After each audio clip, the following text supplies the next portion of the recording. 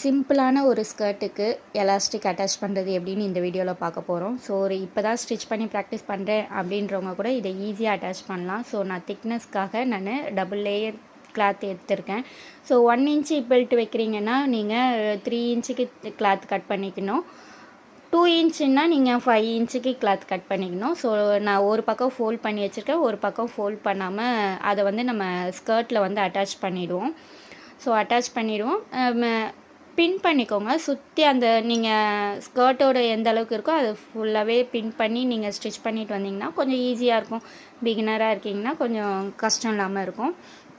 So நம்ம பின் பண்ணியிருக்கோம் இல்லையா, ஸோ அந்த பின்ஸை ரிமூவ் பண்ணி கொஞ்சம் கொஞ்சமாக நீங்கள் அந்த ரவுண்ட்லேயே நீங்கள் ஸ்டிச் பண்ணிட்டு இருக்கணும்.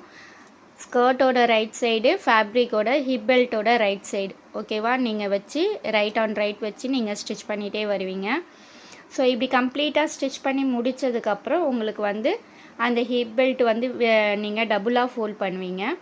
டபுளாக ஃபோல்ட் பண்ணி உள்பக்கமும் ஒரு ஸ்டிச் கொடுப்பீங்க. நம்ம ஃபோல்ட் பண்ணியிருக்கோம் இல்லையா, ஒன் சைடு ஃபோல்ட் பண்ணியிருக்கோம் இல்லையா, அதை வந்து இந்த மாதிரி நீங்கள் ஸ்டிச்சஸ் கொடுப்பீங்க. லாஸ்ட்டாக நீங்கள் ஒரு 1.5 இன்ச்சுக்கு வந்து நீங்கள் ஸ்டிச்சஸ் வந்து ஸ்டாப் பண்ணிடணும். ஃபுல்லாகவே ரவுண்டாக நீங்கள் ஸ்டிச்சஸ் போடக்கூடாது.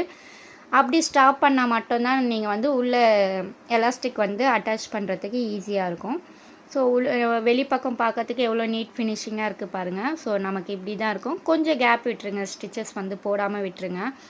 அந்த வழியாக நம்ம ஹிப் பெல்ட் விட போகிறோம். ஸோ நான் 1 இன்ச்சுக்கு ஹிப் பெல்ட் எடுத்திருக்கேன். இது எலாஸ்டிக் பொறுத்து உங்கள் ஹிப் ரவுண்டுக்கு ஏற்ற மாதிரி நீங்கள் வந்து மெஷர் பண்ணி இன்ச் டேப் எலாஸ்டிக் எடுத்துக்கோங்க.